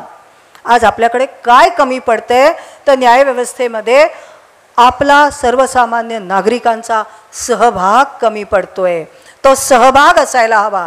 आज आपल्याला अतिशय उत्तम असं एक हे पहा, प्रश्न विचारणं, समाजात प्रश्न विचारणं, जिथे राज्यकर्त्यांना प्रश्न विचारणं, सरकारला प्रश्न विचारणं, समाजात प्रश्न विचारणं, न्यायाधीशांनाही प्रश्न विचारणं किंवा मंत्रालयात जाऊन प्रश्न विचारणं म्हणजे काही ती टीका नाही आहे आणि ते गैर अर्थी कोणी घेऊ नये. हा एक अत्यंत साधा मुद्दा आहे. प्रश्न विचारणं म्हणजे सुधारायला दिलेला मार्ग, संधी की हे असा आहे. हा प्रश्न आपण दाखवून देतो, चूक दाखवून देतो, काहीतरी प्रश्न तो सोडवला जातो, हे सोडवण्यासाठी आपण मदत करतो. असे वेगवेगळे पियर ग्रुप्स म्हणतात, प्रेशर ग्रुप्स म्हणतात, त्याची गरज आहे. ते लोक साक्षीदार म्हणून हवे आहेत आज. आणि साक्षीदार कोर्टामध्ये केवळ नागरिक येऊ शकतात. तुम्ही स्वतःच्या मनाला प्रश्न विचारा, आज तुम्ही किती वेळा साक्षीदार म्हणून गेलात? मला मान्य आहे तुम्ही म्हणाल अहो किती वेळा जायचं कोर्टात, सारखं सारखं जाऊन आम्हाला कंटाळा येतो. पण नाही, तुम्ही कधी गेला आहात का हा आधी प्रश्न स्वतःला विचारा. त्याच्यानंतर तुम्हाला उशीर होत असेल तर तुम्ही कोर्टात तसा उल्लेख करा. न्यायाधीशांना एकदा दोनदा सांगा की मी येतोय, मला परत जावं लागतं, माझी साक्ष नोंदवा. साक्ष नोंदवली जाऊ शकते. आणि जर नाही नोंदवली गेली तर मी म्हणेन तिथे आम्हाला मात्र न्यायालयाला नागरिकांचीच क्षमा मागायला हवी. हे एक महत्त्वाचं. म्हणून people's participation is very important thing.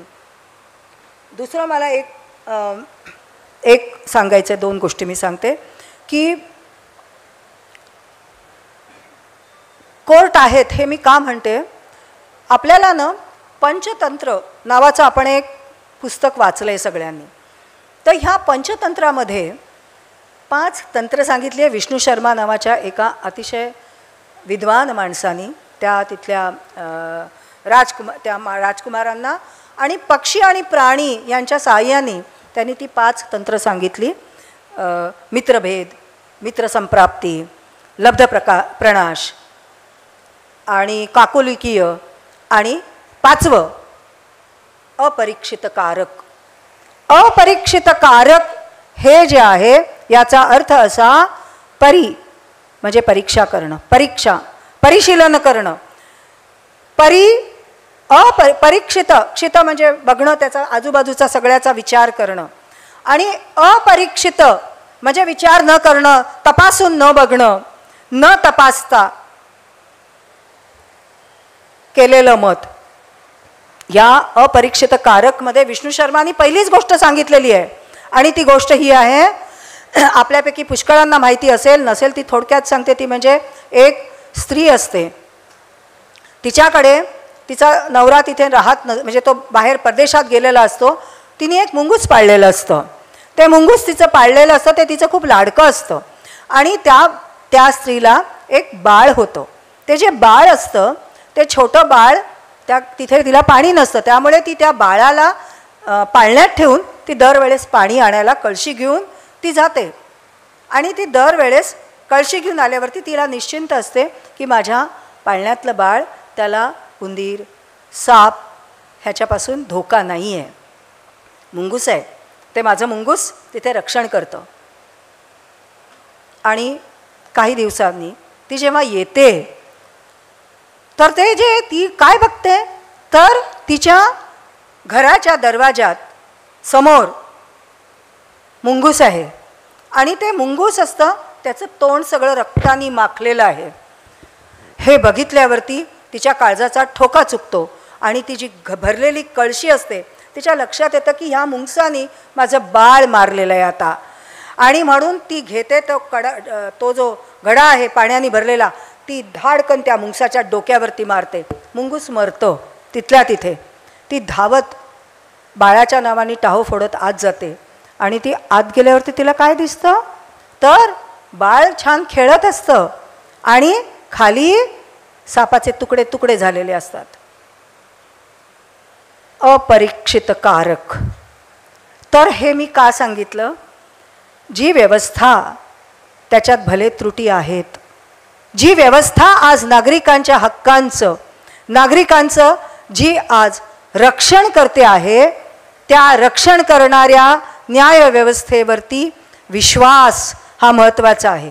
हे मान्य आहे की न्यायव्यवस्थेकडून पण विश्वास हा कमवायला हवा, परंतु न्यायाधीश पुढे येऊन बोलू शकत नाहीत, सोशल मीडियावरती न्यायाधीश लिहू शकत नाहीत. आणि सोशल मीडिया हा आज आपला ओपिनियन मेकर आहे, आपण त्याच्यावरती मतं बनवतो आहोत. तर मला एवढंच आपल्याला वाटतं, माझी नम्र विनंती आहे की अपरीक्षित कारक हे लक्षात घ्या, नाहीतर जे व्यवस्था आज आपल्याला रक्षण करते, आज पोलीस आणि न्याय खातं हे जे आहेत, त्याच्यामुळे आज आपल्याला आपल्या घरात येऊन कोणीही ओढून नेऊन मारत नाही आहे, कारण तो धाक आहे, तो धाक महत्त्वाचा आहे. शेवटची कविता वाचून संपवते. हे मगाशी एका पक्षकाराच्या ह्याच्यातून लिहिलं कागूद, तर ही एक शेवटची माझी कविता. निर्णय कवितेचं नाव. तुला माहीत आहे का, तुला माहीत आहे का, लिहिते सटवाई प्रत्येकाचं नशीब, लिहिते सटवाई प्रत्येकाचं नशीब. खटल्यालाही असतं विधिलिखित, खटल्यालाही असतं विधिलिखित. श्वास प्रत्येकाचे तेवढेच नेमके, श्वास प्रत्येकाचे तेवढेच नेमके. खटल्याच्याही वयाचे गणित मांडलेले, खटल्याच्याही वयाचे गणित मांडलेले. उत्तर काळकाम वेगाचं सदैव चुकलेलं, उत्तर काळकाम वेगाचं सदैव चुकलेलं. आणि मनावर तुझ्या मणामणांचं ओझं, मनावर तुझ्या मणामणांचं ओझं. तुला माहीत आहे का, तुला माहीत आहे का, जेव्हा मोडतं तुझं घर, जेव्हा मोडतं तुझं घर, तेव्हा होते मी बेघर, तेव्हा होते मी बेघर. जेव्हा तुझं शेत वाचतं, जेव्हा तुझं शेत वाचतं, मनात माझ्या रोप डुलतं, मनात माझ्या रोप डुलतं. तू तुरुंगात जातो, तू तुरुंगात जातो, आईचा अश्रू माझा असतो, तू तुरुंगात जातो, आईचा अश्रू माझा असतो. तुला माहीत आहे का, निकाल जरी तुझा असला, निकाल जरी तुझा असला तरी निर्णय माझा असतो, निकाल जरी तुझा असला तरी निर्णय माझा असतो. क्रूस जरी तुझा असला तरी खांदा माझा असतो, खांदा माझा असतो. धन्यवाद.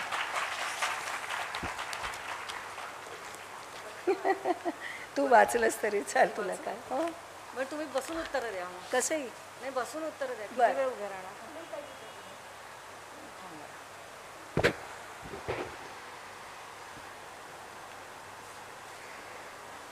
प्रश्न आलेत ते वाचते.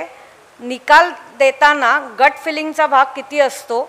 If you go by gut feeling, do you have to give explanation legally for that?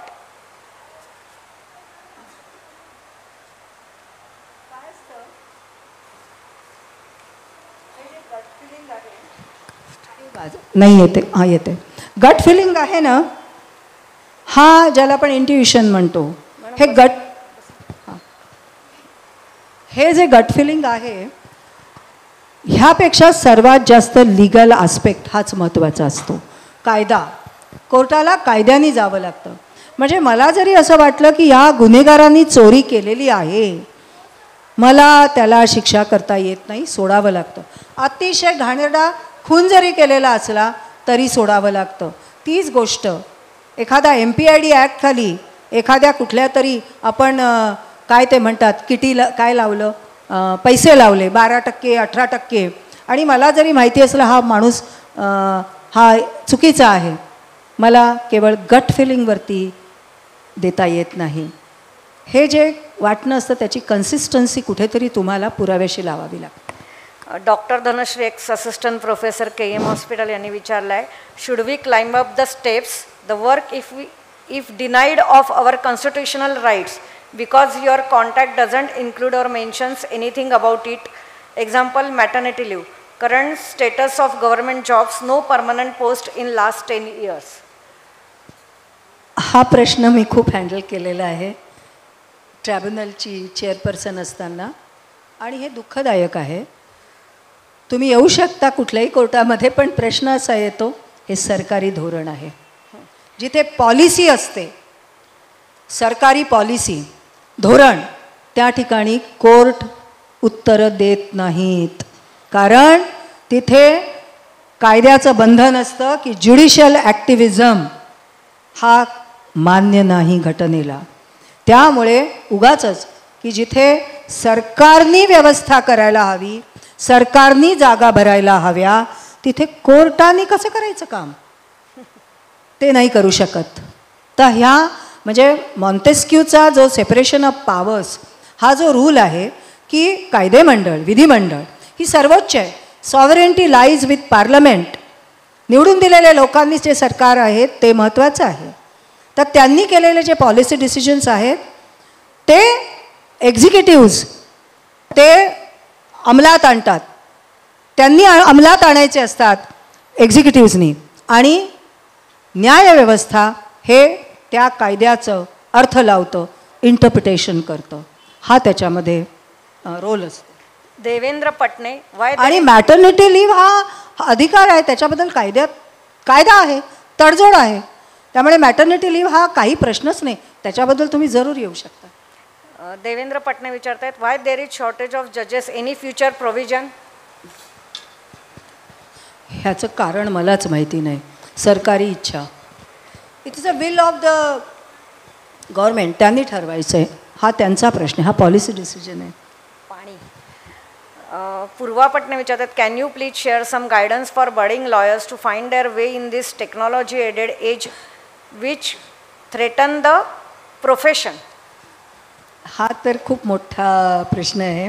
पण माझे तरुण मित्रमैत्रिणी ज्या असतील तर त्यांना एवढंच मी सांगेन की घाबरून जाण्याचं कारण नाही आहे. टेक्नॉलॉजीमध्ये दोन गोष्टी आहेत. एक हार्ड वर्क, त्याला वकिलीमध्ये पर्याय नाही, आणि दुसरी गोष्ट there is always dearth at the top. चांगल्या माणसांची नेहमीच कमतरता असते.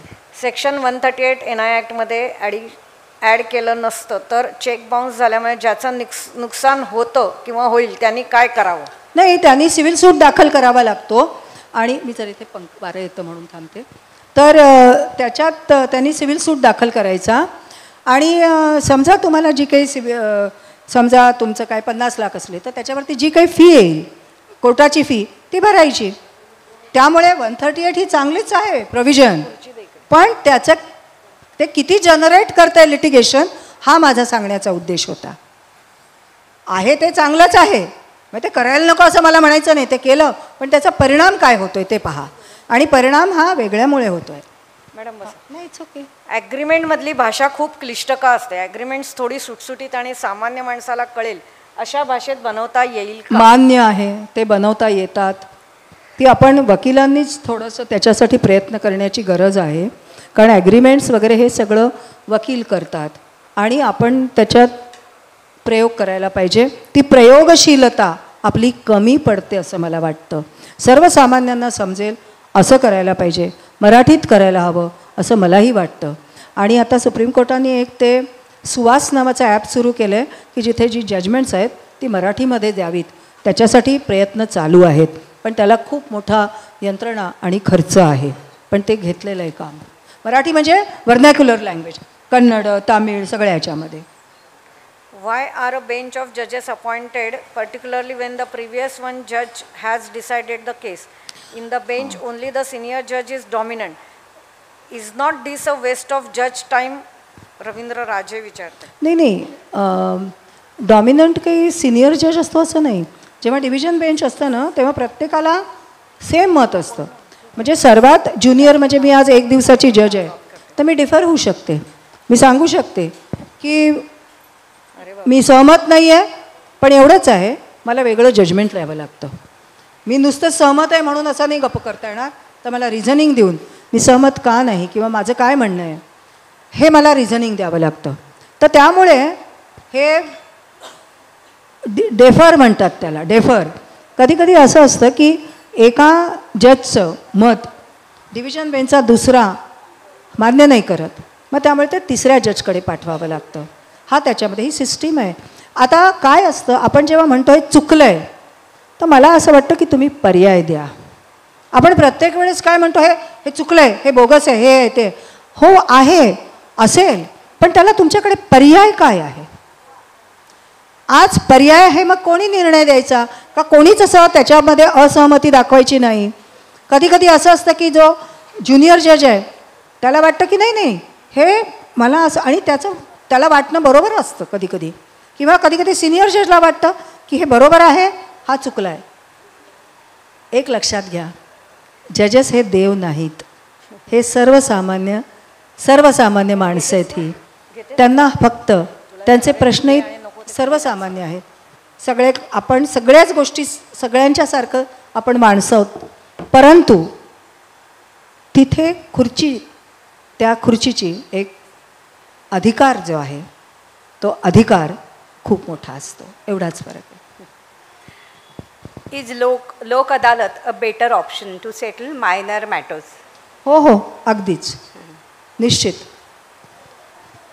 आज घटस्फोटाचं प्रमाण वाढलं आहे, तर असं आढळून आलं आहे की 2पेक्षा जास्त घटस्फोट घेऊन प्रत्येक घटस्फोटीत पतीकडून पोटगी घेतली जाते, त्यावर काही अटकाव नाही का, असा प्रश्न विचार.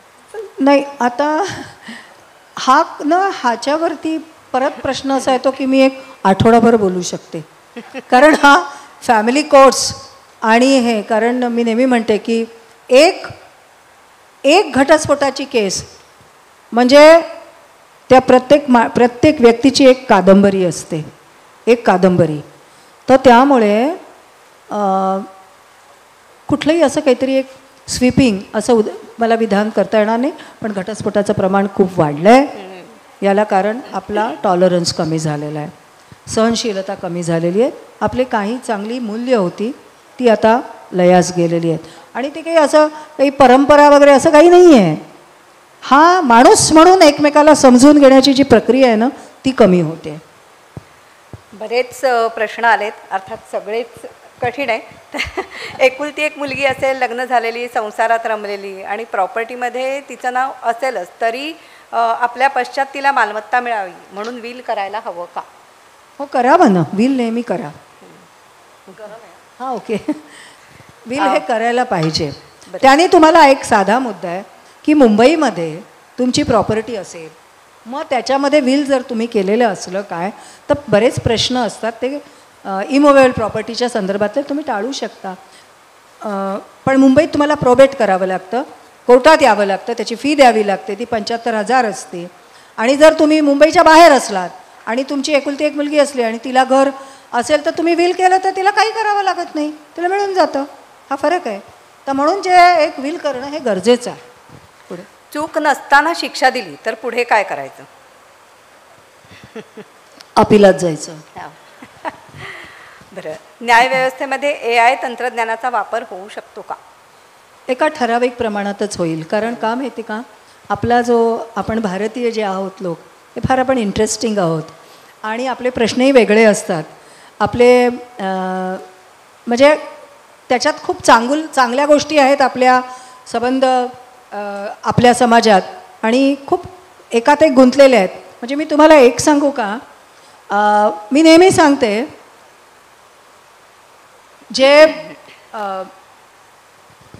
म्हणजे इंग्लंडमधलं लग्न जर असेल हां, की त्याच्यातलं लिव्ह इन रिलेशनशिप किंवा काय. तर मी नेहमी म्हणते ते त्याच्यातले जे इश्यूज असतात ना ते सँडविचसारखे असतात. ते सँडविचसारखे असतात आणि आपल्याकडे जे आहेत ना, जेव्हा प्रश्न घटस्फोट, तर आपली पुरणपोळी असते. इतका खटाटोप करावा लागतो तेव्हा ती जमते की नाही सांगता येत नाही. आपल्याकडे सासू आली, सासरे आले, अमकं आलं टमकं आलं, तिथे असं काही नसतं. तिथे सुटसुटीत असतं. तर हा फरक असतो, वेगवेगळ्या पद्धतीत ते जातं. खूप आहेत आणखी प्रश्न. हे पहा, मला काहीच प्रश्न नाही आहे, पण आपल्याकडे वेळ तुम्ही पहा. मी हे पदाधिकाऱ्यांवर सोपवते. बरं. सुप्रीम कोर्टाच्या न्यायमूर्ती सुजाता मनोहर यांनी सुजाता मनोहर यांनी सांगितलं होतं की केवळ न्यायव्यवस्थेवर अवलंबून न राहता नागरिकांनी स्वतःची जबाबदारी जाणली पाहिजे, त्यातूनच सुधारणा होईल. गव्हर्नमेंटचे ऑफिसर्स काम करत नव्हते म्हणून मी लोकायुक्तांकडे गेलो, तर त्यांनी सांगितलं माझ्याकडे पॉवर्स नाहीत, तुम्ही कोर्टात जा, कोर्टात जाऊन लोकायुक्तांच्या पॉवर्स वाढवा, म्हणून तुम्ही हायकोर्टात जा. नाही, असं नाही होऊ शकत. त्या कॉन्स्टिट्युशनल पॉवर्स आहेत आणि त्याच्यात लोकायुक्त म्हणजे तुम्ही वेगळे मार्ग चोखाळा. तुम्ही मेडिएशन करा, आर्बिट्रेशन्सचं करा, कन्सिलिएशन आहे, हे बघा. हे त्यांनी सोपा होतो प्रश्न. काही जणांनी आपले अनुभव आणि मतंसुद्धा लिहिली आहेत, म्हणजे त्याच्यात प्रश्न नाही आहेत, त्यामुळे ते मी पुढे बाजूला करते. कोर्ट, पोलीस ठाणे येथील सर्वच CCTV सगळ्या ठिकाणी या CCTV ठेवून CCTV का ठेवले जात नाहीत? पारदर्शकता आणि शुद्धता, भ्रष्टाचार दूर करणं याच्यासाठी उपयोग. आता CCTV वगैरे ठेवलं जातं तिथे, पण तुम्हाला माहिती का, ते CCTV ठेवून काही फक्त होत नाही. लोक वेगवेगळे मार्ग शोधतात. म्हणजे लोक असे पैसे आजकाल घेत नाहीत. लोकांना जर पैसे घ्यायचे, लोक लिहून देतात, कुठेतरी तो आकडा देतात. लोक कोणाला कसेही पैसे देत असतात. त्याच्यासाठी पैशांची ॲक्च्युली टेबलवरतीच देवाणघेवाण होते असं नाही आहे. त्यामुळे CCTV वगैरे यांनी ट्रान्सपरन्सी येते असं नाही. CCTV खूपदा सिक्युरिटीसाठी पण लावले जातात. मी तुम्हाला हे सांगते, काय तुम्हाला असं वाटेल की ह्या जरा थोडंसं कडू बोलत आहेत, पण मी एक सांगते. मी इथे एक आपल्याकडे बोललं जातं, सत्यम ब्रूयात, प्रियम ब्रूयात, अप्रियम सत्यम न ब्रूयात. पण न्यायाधीशाला जेव्हा मी तुमच्या इथे येऊन तुमच्याशी बोलते, संवाद ठेवते, तेव्हा मला काय म्हणावं लागतं? सत्यम ब्रूयात, प्रियम ब्रूयात, अप्रियम सत्यम च ब्रूयात. त्यामुळे मला तेही सांगणं गरजेचं आहे, म्हणून मी बोलते. मला वाटतं याच नोटवरती आपण या आजच्या व्याख्यानाची सांगता करूया. तरी मी कागदावर नाही लिहू शकले. माझं नाव अनुराधा ठाकूर. हल्ली डिजिटल अरेस्ट हे आम्ही खूप वाचतो, सिनियर सिटीझन, आणि मला ते कळत नाही की म्हणजे even though I am tech savvy, की डिजिटल अरेस्ट म्हणजे नक्की काय करतात.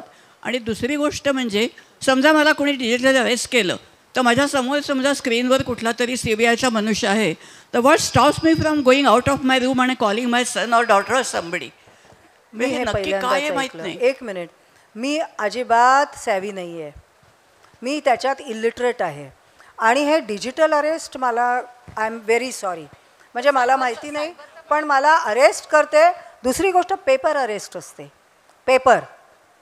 पेपर अरेस्ट म्हणजे फक्त पेपरवर सांगतात आहे आणि लगेच बेल मिळतो, ती आहे. पण मला ही माहिती नाही, म्हणजे माहिती कसं सांगणार. मला असं इथे सांगायला आवडेल की आपल्याकडे आंतरराष्ट्रीय महिला दिनाचा जो कार्यक्रम झाला होता, त्याच्यामध्ये आपण याच्या संबंधीची माहिती दिली होती.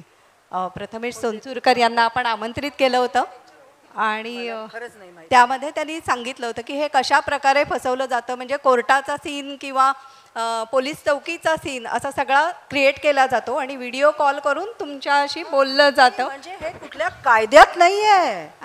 हा मी कुठल्याही कायद्यात शब्द वाचलेला नाही आहे. मग ते काय आहे ते माहिती नाही.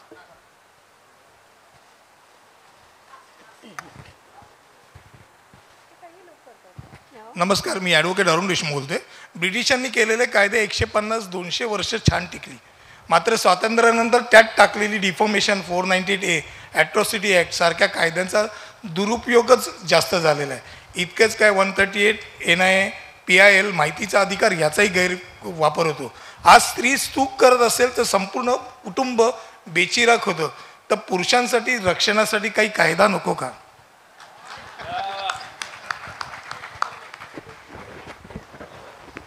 मला असं वाटतं पुरुषांचं रक्षण केलंच जातं त्याच्यात हे नाही, पण आपल्याकडे 498A दुरुपयोग होतो, तो गरजेचा आहे. पहिली गोष्ट ना, ते सेक्शन किंवा तो कायदा वाईट नाही आहे, कारण आपल्याला असं वाटतं आपण फक्त मध्यमवर्गीयातल्याच बायका आणि हे बघतो की काहीतरी मोठी पोटगी मागितली आहे आणि मग ते आता छळ केला म्हणून खोटं सांगणं ते चुकीचं आहे. म्हणजे मी त्या बंगलोरच्या इंजिनियरनी जेव्हा आत्महत्या केली तेव्हा मी लोकसत्तेमध्ये लेख लिहिला होता की क्रुएल्टी म्हणजे काय हे आत्ताच्या मुलींना आणि मुलांनाही शिकवण्याची गरज आहे. क्रुएल्टी म्हणजे मनाविरुद्ध कोणी काही काम केलं, मनाविरुद्ध घडलं घरात, याचा अर्थ क्रुएल्टी होत नाही.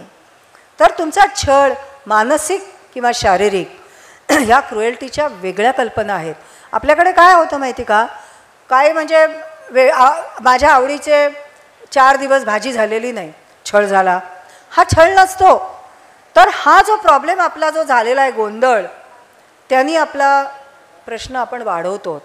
आणि तो लेखसत्तेतला लेख मी खूप विस्तृत लिहिला होता त्यावेळेस की हा गैरवापर नको व्हायला, कायदा आहे, चांगला आहे. म्हणजे सुरी आहे भाजी कापायची, मग आपण ती पोटात खुपसून खूनही करू शकतो ना, इतकं साधं आहे.